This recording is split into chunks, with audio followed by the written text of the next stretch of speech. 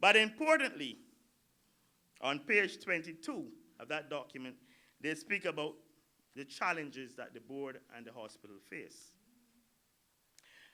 And they speak of much of the hospital's underlying problems continue to be centered around the following.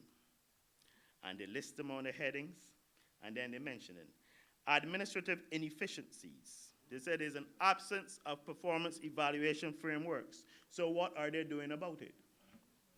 They say there's inadequacy of leadership competencies in the supervisory and operational management level. 3 years later, what are they doing about it? They say there's instability of governance and leadership within the QEH. This is the board, the QEH, speaking about itself. They're going to say that there are outdated operational policies, procedures, and manuals. They state that it is weak talent management, resulting in attrition, low staff morale, and lower levels of enthusiasm. And the minister speaks about absenteeism, but the board is telling him why. They say there's weak project management and execution, unacceptable working conditions. Not me, the QA speaking about itself. Unresponsive support services, poor inventory and materials management processes, inadequate resources directed at materials processes, including preventative maintenance. And importantly, they say there's a gross inadequacy of financial resources for basic medical supplies.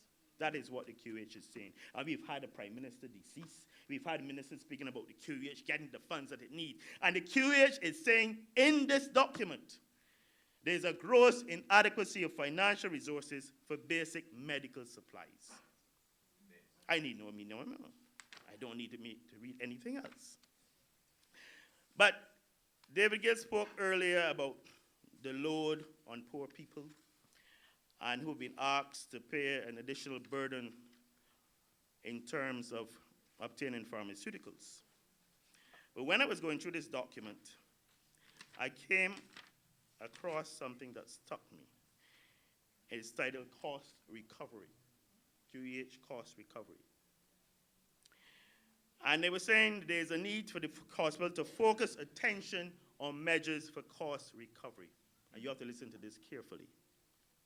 In this context, the case is made for the review and revision to the existing fee schedule to bring them in line with the real cost of providing these services.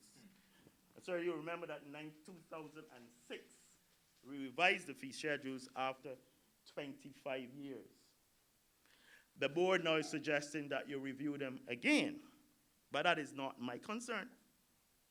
It goes on in the next sentence to say, tremendous cost recovery potential can be realized through the introduction of a small administrative fee for selected services such as laboratory testing, filling of prescription, diagnostic imaging, that means x-rays, and outpatient services. Now let me help you. Private patients in the hospital pay for all of these things already. If you're a private patient, you pay for your lab, you pay for your x-rays. They're saying about an administrative fee to be introduced for selected services such as laboratory testing. In other words, if you are a patient in the clinic, for example, and you need a blood test, this speaks to you now having to pay a small administrative fee, they call it. If you need an x-ray, as a public patient, it speaks to a small administrative fee for you to get that x-ray. And then the one that I find confusing for outpatient services. In other words, is it that if you come to the outpatient department, you're going to have to pay a fee for being there? So all I'm saying is that here in this document, there is a proposal. So separate and apart from what is going to happen with the drug service, they are looking down the line at introducing additional fee for services within the QEH to public patients. And I repeat that. X-rays, lab works, x-rays, and outpatient services. That is the sort of thing that they're looking at. And I think you need to ask the minister to address these issues.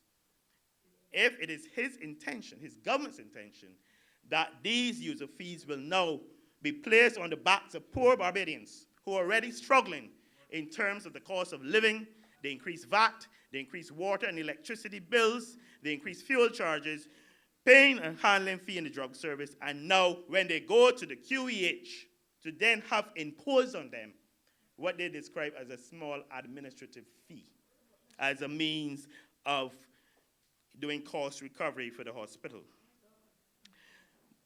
So these are the things that need to be addressed. And finally, Mr. Arthur, you'll be pleased to hear this one.